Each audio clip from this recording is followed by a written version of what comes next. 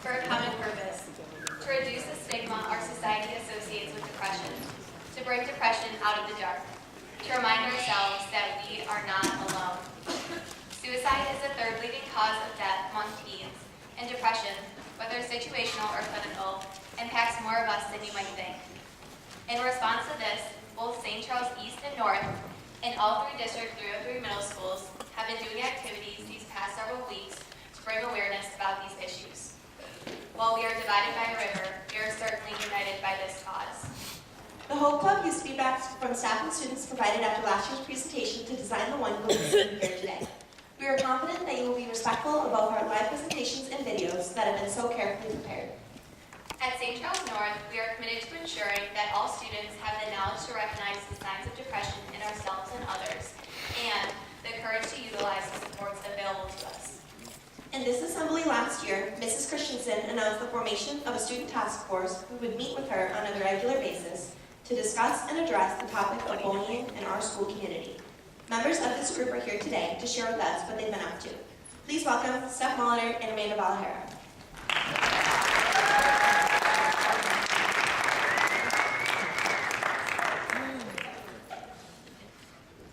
Hello everyone, I'm Amanda. Hi, I'm Stephanie. And we are current members of the Bullying Prevention Task Force. Excuse me. Well, being rude is inadvertently saying or doing something that hurts someone else. Being mean is purposefully saying or doing something that will hurt someone. Bullying is making someone feel uncomfortable or powerless through repeated negative behaviors, intended to hurt another individual physically, emotionally, mentally, or electronically. This includes interfering with a student's ability to participate in or benefit from the services, activities, or privileges of the school. We are here to talk to you about what we are and what bullying is. We are a group of students that meet once a month to discuss and work on the prevention of bullying at our school. Today we are going over a few topics, starting with social media. Cyberbullying is a major issue that occurs 24 hours a day, 7 days a week, and is even an epidemic in our own school. 25% of students say they've experienced cyberbullying themselves, according to a national survey. To put it in perspective, that's over 500 of our own students here at North. We've all seen it and we've all been there, but how many of us have actually done something about it? According to a survey from NoBullying.com, 95% of teens who have witnessed cyberbullying do nothing about it and simply ignore the hurtful behavior. You never know how someone will react to be affected by your words or actions, so think before you send that text. Think before you comment on that picture.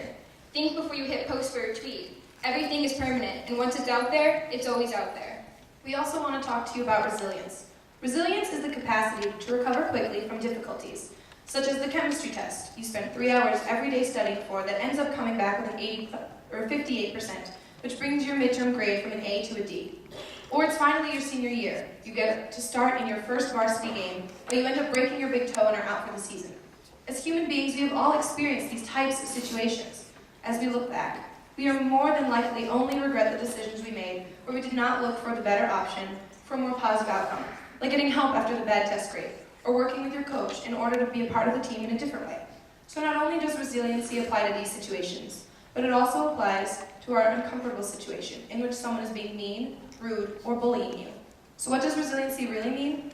R is for rebound, E for empower, S for solve, I for imagine, L for learn, I for illuminate, E for endure, N for navigate, C for conquer, and E for exceed. Don't be an anchor, be a buoy. Bystanders are those who witness bullying and cyberbullying in action, who stand by and watch, who videotape it and make it go viral, and who stand by and do nothing. Don't be a bystander and stand up for someone. Help the target get to a safe area. Find an adult, don't laugh and make fun of anyone. Be a friend and a helper to those in need. Never doubt that one voice can make a difference. It always has and it always will. Remember the words of Dr. Martin Luther King Jr. In the end, we don't remember the words of our enemies, but the silence of our friends. Thank you.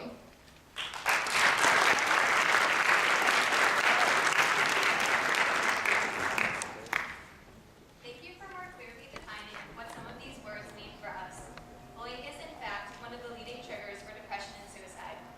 Are you hyper-networking? Meaning, are you someone who spends 3 or more hours a day on social networks? If you are 110% more likely to become a victim of cyberbullying. According to DoSomething.org, 70% of students report seeing frequent online bullying, but only 1 in 10 students do anything about it. It is for this reason that our drill team made it their mission to spread awareness about this issue. They took the theme of the YouTube video, 953K, Inspiring Action Against Cyberbullying, re-recorded it using their own voices, and choreographed this lyrical dance you are about to see. Please welcome our very own SCN varsity drill team.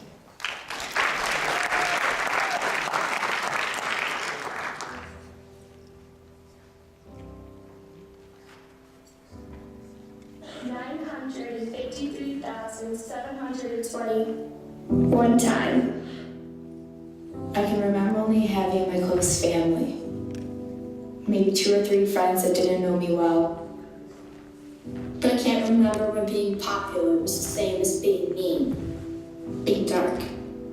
I can't remember when laughing was for joy and not making fun of the way someone looked or spoke or where they were from. Sometimes it feels like it's safer to be alone. And so alone, you never have to face falling down in front of others. I was really hoping that bullying was going to go out of style. But cyberbullying has undergone a rebirth. You see now, you can torment someone that you've never met, and you might just be one of their 900,000 followers. See now, you can cast your opinion on their hair, their clothes, the way they smile, how they dance, without even knowing how their voice sounds in person. Sometimes, I daydream about cyberbullying and how it's a fake memory. I smile, thinking about the days when Instagram ruled the halls and how there was no one to police us being reckless. But you know what? I forgive you. I forgive you.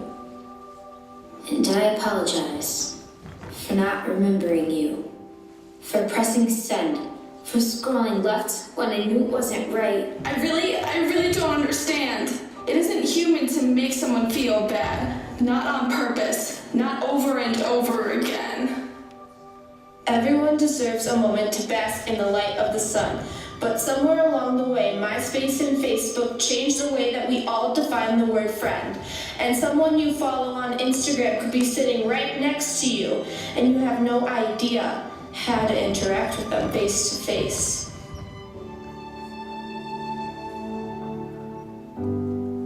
So we could all settle to be a little more hard, a lot less bully, and far more human, and shut down our necessity to live in a world whose religion is merely cyber. You really don't need 953,000 friends, but it would be so cool if we could go back to the time when you knew that if your whole world crashed, you had someone that you could really lean on. Maybe not a handful, but certainly one.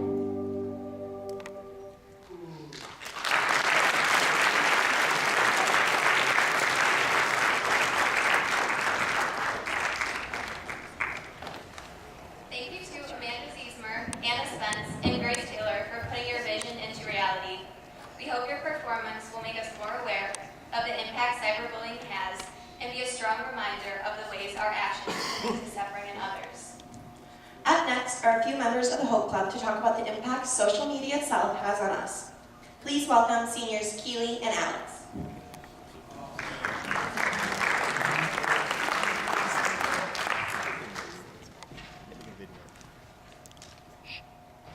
Hi, I'm Keely. And I'm Alex. And we took the Unplugged Challenge. Alex, what did going unplugged look like for you? Well, for me, going unplugged was definitely a struggle, but I'm glad I did it. Before I took the challenge, I thought that those 24 hours without my phone were going to be impossible. My parents weren't home, and a few of my friends were out of town too. Not being able to check Snapchat, Twitter, Instagram, or text was going to be hard enough. But being on my own made the challenge even worse. I went unplugged on a Saturday morning at 9 a.m. until Sunday morning at the same time. In all honesty, not having my phone was a relief. I didn't have to worry about what was going on while I was sitting at home, and I probably got the best night of sleep I've had in a while since my eyes weren't glued to my screen, basically waiting for tweets to reload. And yeah, I'll say it, I even got homework done on that Saturday night. But that's not what's important here. Keely, how did going unplugged work for you? For me, going unplugged seemed impossible at first too. I started the challenge on a Tuesday after school up until the following Wednesday afternoon to see how the effects would be different than your experience over the weekend. The first few hours, I kept my phone right by me, even though I knew I couldn't use it. My hands felt empty, especially in the halls and at night before I fell asleep. By the end of the challenge, I left my phone in my backpack and I didn't feel like I was missing anything. I actually had this feeling of relief, realizing I wasn't bound to anything other than schoolwork. Phones bring on a lot of commitment we don't necessarily realize. Without my phone, I spent a lot less time checking what everyone else was doing, and a lot more time living in the present. Seems pretty nice to me. Like we said, the two of us thought this would be impossible. Looking back on it now, if we were to ask ourselves what we had missed out on, we both probably wouldn't have much to say. We can probably also agree that not having our phones helped us appreciate what was right in front of us. And I learned that there are much better things that can come from stepping outside of social media for even just a day. Right? I mean, we always hear that our generation lives through our phones, and that we don't realize the pressure this adds to our daily lives. I think it's time for a change. After taking the Unplugged challenge, I learned that there was a lot less pressure on myself socially, and that not using my phone so often could actually help me get more things done that I really cared about, not just read my Twitter feed. Now, a lot of our assembly focuses on prevention and awareness of suicide and depression. While going unplugged doesn't directly relate to depression, phones do add a lot of unnecessary pressure on our daily lives. Exactly, Alex. While not all of us will experience what it's like to be bullied online, you probably don't realize that having all the social medias in front of you and constant group messages going really does add the fear of being left out and constant judgment. This can lead to anxiety or lowered self-esteem and self-confidence. And as we know, all those things can lead to depression. Trust me, we didn't think our phones affected us either. But after not having it, you realize that they do have some negative impacts and pressures. Now that we've found how the Unplugged challenge impacted us, we'd like to see how it goes for all of you. We challenge you to go unplugged in any way that you think you can accomplish. Alex and I went without our phones in any way for 24 hours. But if you don't think you can do that, try changing the time to 12 hours or even just a school day. National Unplugged Day is March 7th through the 8th, so if you're ready, try it then. We'll even remind you next week, just in case you forget. At last year's assembly, I talked about the Hope Twitter account at SCN Hope and some of the promotional hashtags we have used in the past. This year, we want to have everyone getting involved in the challenge tweet or Instagram the hashtag SCN Unplugged right before you stop using your phone. All hashtags will be reposted or shared for others to see. Thanks for listening to our experiences. Now it's your turn. We challenge you to go unplugged.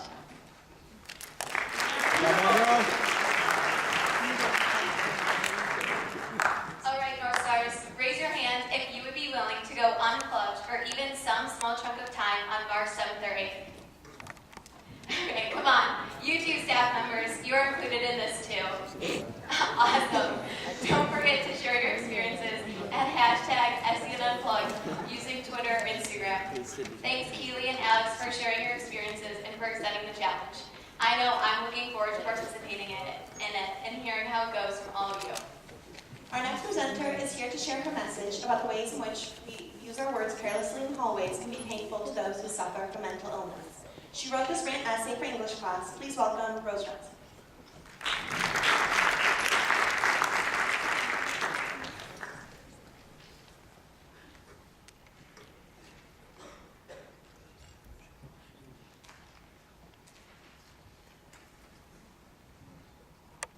Dear people who think it's funny to make fun of mental illness, it's not. I know it might be hard for you to look past your own lives and experiences, but maybe consider putting yourself in somebody else's position for a minute. I really hate to break it to you, but your actions do, in fact, impact the people around you, whether they show it or not. I'm not going to call you cruel, because I know that if you knew what people go through every time you jokingly tell your friends to go kill themselves, you'd probably think twice before you say it. To the guy I heard last year talking about emos cutting themselves and thinking about death all the time, honestly, what are you thinking? Of course, in your defense, you may not have known anybody who is suicidal, or who struggles every day to avoid hurting themselves. To the guy who's constantly making jokes about suicide and depression, every word out of your mouth enrages me. Did you know that there are students here who get so anxious that they have to excuse themselves during class just to calm themselves down? And hearing some of your quote-unquote jokes doesn't make it better. To the people in my life who have treated other people with mental illness like trash, all I can say is that I hope nobody opens up to you.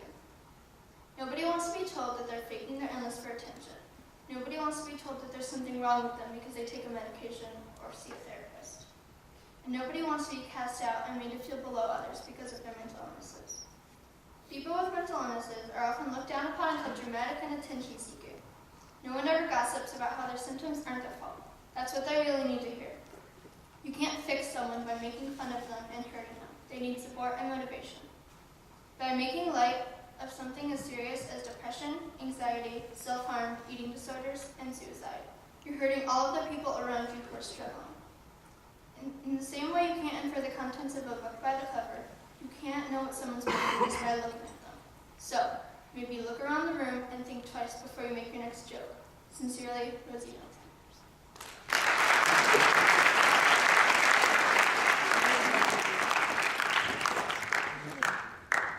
Thank you, Rose, for sharing this message. Like dances for the drill team and music compilation is for our musicians, writing for Rose is a form of self-expression. Each year, we like to invite a current North Star to talk about a challenge they face in life or a struggle they've experienced. It is our way of making the topic of resiliency and positive coping more real and applicable to our lives. Here today to talk about a battle she faced and overcame just a few years ago is senior Lindsay Panazzo.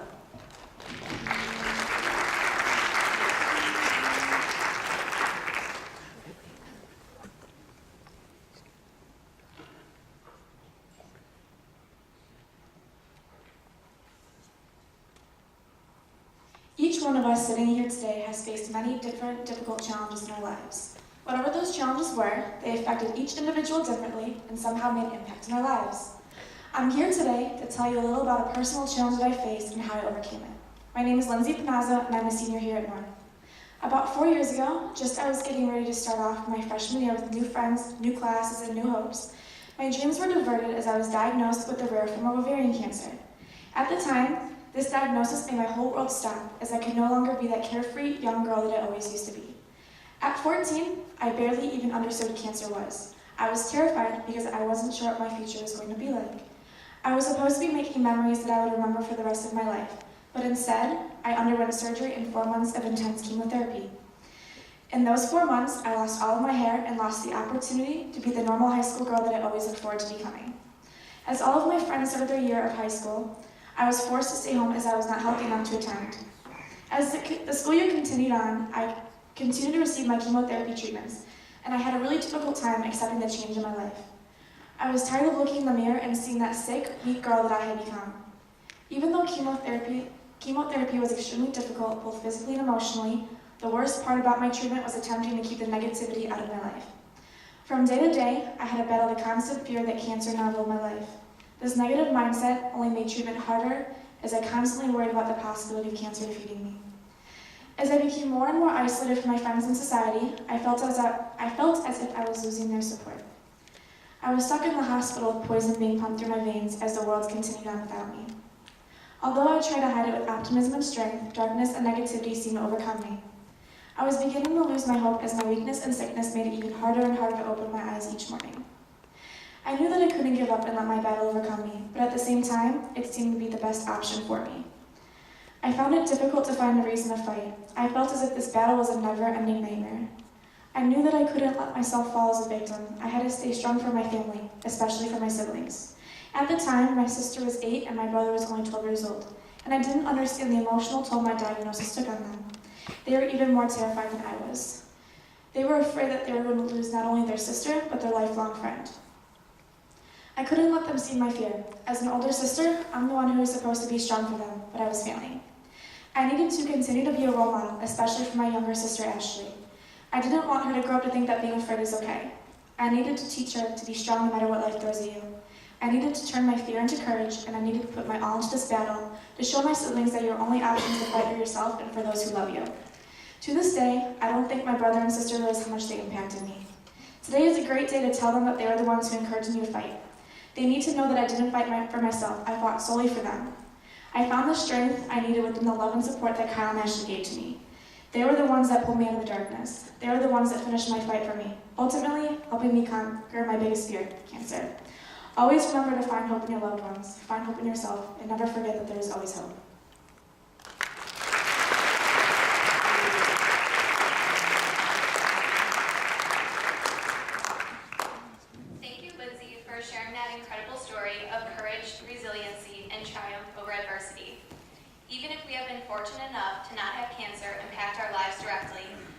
us are able to relate to Lindsay's brother and sister's role in her recovery. We've all had times when life has thrown us a curveball, when we felt powerless, like life was happening to us without our control. It's during times like these when we need to reach out to others for support, or just as importantly, when we need to recognize that a friend in need needs our support and reach out to them. We often overlook the power of a quick compliment, kind word, helpful hand, or even just a smile. Sometimes it's the small things in life that can have the biggest impact. To further stress the importance of our trusted role in supporting us when we are in need, please welcome Emily Taylor, here to present a slam poem she wrote about this message.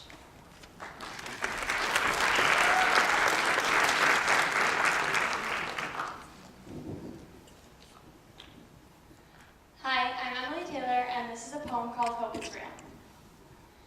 Have you ever watched a burning ember stop burning? What makes that coal give up on ever being lit again?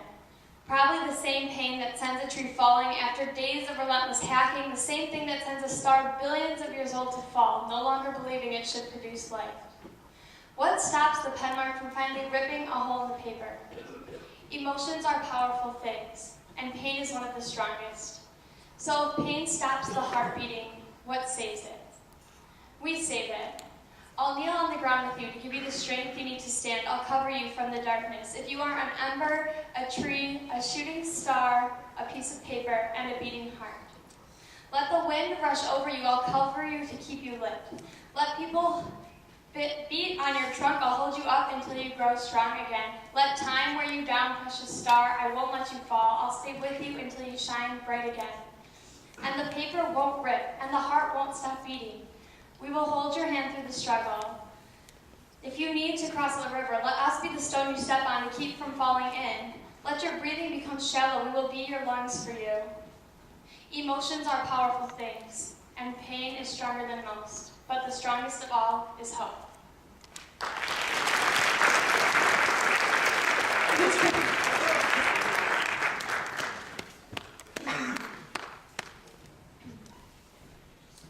Thank you, Emily, for that fantastic message about the importance of recognizing when someone who we care about needs our support. Our next performers have become regular contributors to our Prevention Week presentations.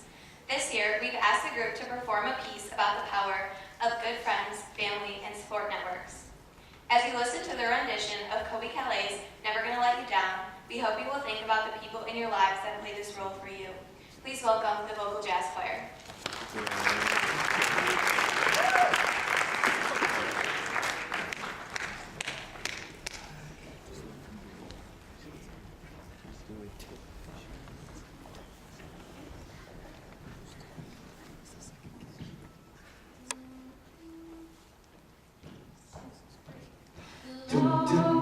If you're feeling low and you just don't know where to run to, go. If your heart's been broke and you feel like you're all alone, if you need someone to believe in, if you're looking for a light to get you home, just look inside your light shining bright and you know. You should know. Never gonna let you down, always gonna build you up. If you're feeling lost, I will always find your love. Never gonna run away, always gonna have your back. And if nothing else, you can always count. Like you need me, I promise I will never let you down.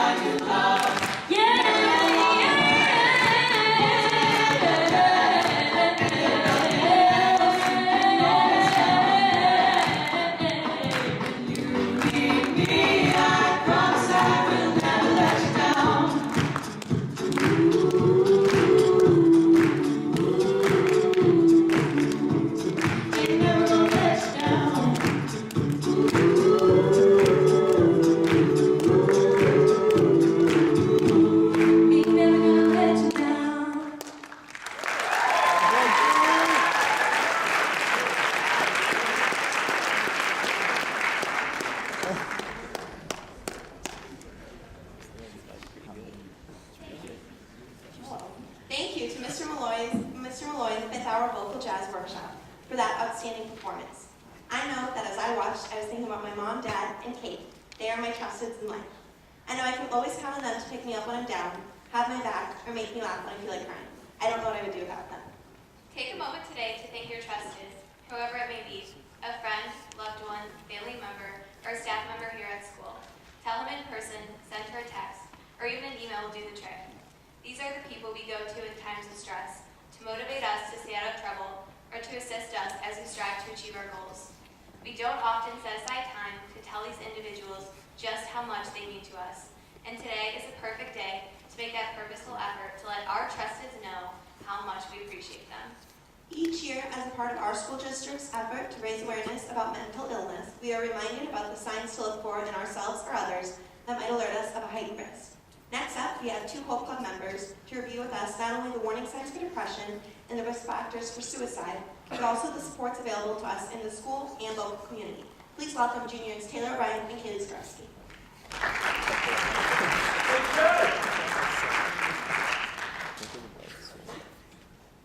Okay, hi.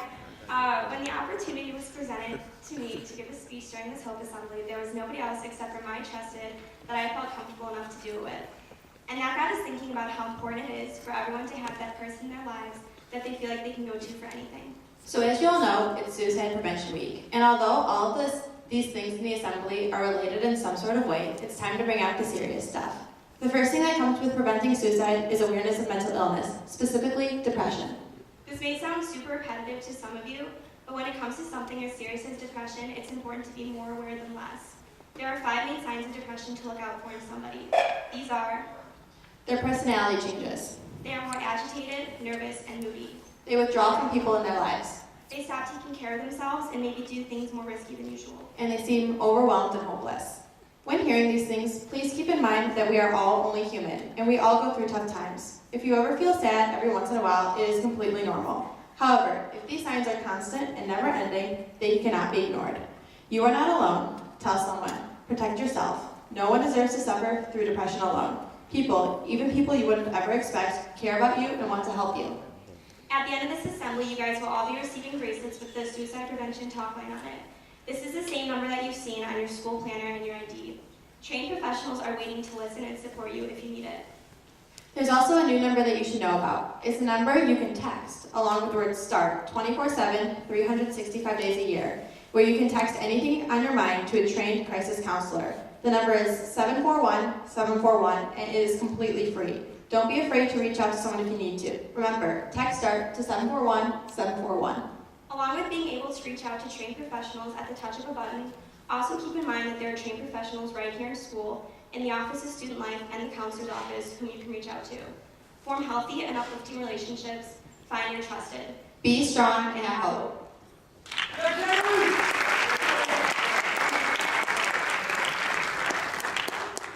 ladies, for taking a few minutes to remind us about this important information. Take some time today to put these important phone numbers into your contact list. You never know when you might need to access them. It's now time for a little positivity, and who's better to do that than little kids? This next presentation is a video of children of our SCN teachers and staff talking about what makes them happy, what makes them unique, and who their trusts are. Enjoy.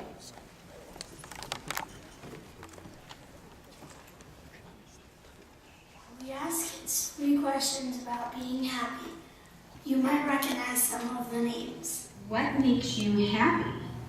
My family, Who makes you happy? Daisy, And what makes you unique? I have a big heart. What makes you happy? Having friends. When I can watch TV when it is summer and I get to go to the pool, and also cuddling with my mom. Liam, what makes you happy? Winning a basketball game. What makes me happy? When I am happy, when my mom tickles me, and when I play with my friends and they say something really funny and I laugh, and that makes me happy. Ellery, what makes you happy? Having friends and going on the roller coaster.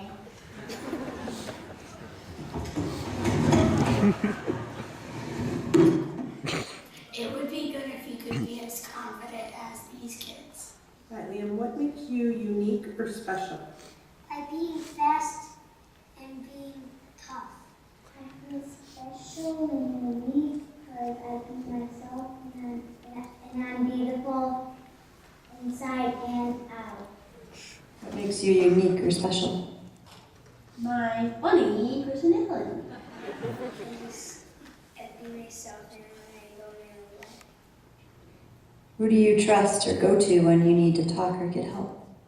My teachers and all the coaches that I have coach me throughout the sports I play, my parents.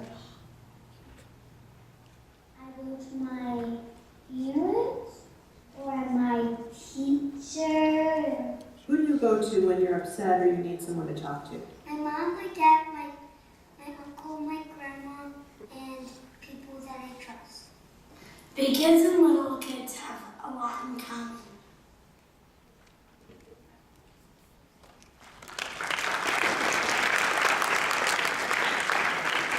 Sometimes kids are the best people to remind us of the important things in life.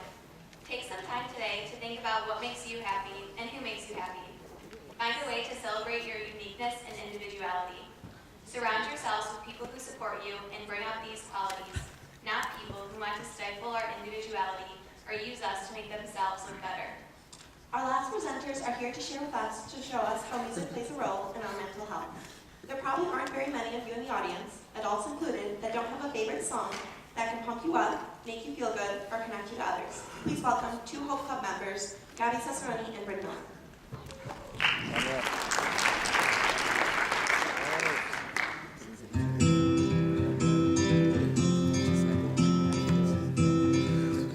Probably Part of the USA by Miley Cyrus. Blank Space by Taylor Swift. Love Yourself by Justin Bieber. Dirty Pop by NSYNC. That's the people with D&B.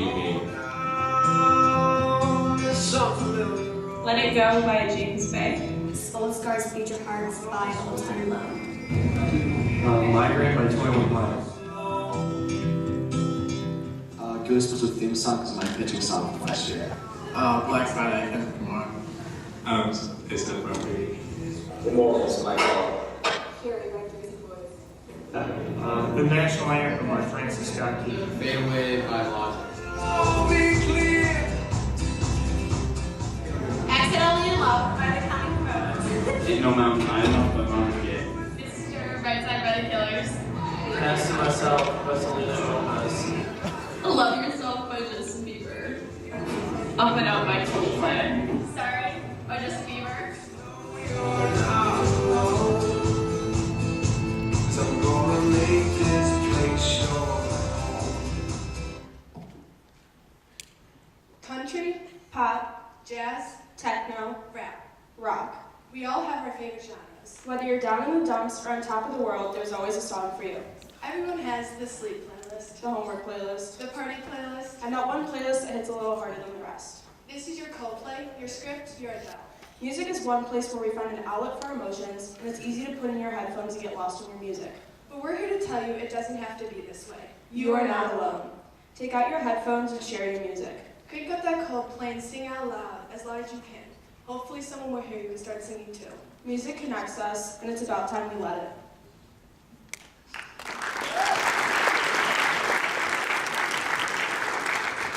Thanks, ladies. Great job working to connect all North Stars, both students and staff. a positive way. The overall message we want each of you to take away from this assembly is that hope is greater than all life throws at us. We would be naive to think that life won't throw us a few curveballs along the way. Things like breakups, college denial letters, divorce, or loss of loved ones will happen to all of us at some point in our lives. But resiliency is the key to moving past it all. We have people who care about us and who we can lean on and support in times of need. Our families, our teachers, coaches, social workers, club advisors, and friends can serve as trusteds. We can find strength in things we enjoy like playing an instrument, singing, drawing, exercising, writing, listening to music, or simply spending time with friends. We hope that no one leaves this presentation today feeling unsure of where to go for support. We hope that all students will feel comfortable seeking help from an adult they trust. Our goal today as a North Star community is that we can be mutually respectful of one another, show each other we care, celebrate the good times together, and be there for each other when times are tough. Next time you walk down the hall or eat lunch in the cafeteria, think of one small thing you could do that just make a difference in the life of someone else's. Your teacher will now give you a short exit slip to complete and turn in before you leave today. In addition, we want our message to continue on throughout the week and beyond. As you leave today, you will be receiving a Black Hope bracelet. We realize it might not be realistic to ask that you wear this for the rest of the school year, but we do ask that you wear them throughout the rest of the week as a constant reminder of your support for this cause. Thank you for the attention and the respect you paid to our message and our presenters. Have a great rest of your day.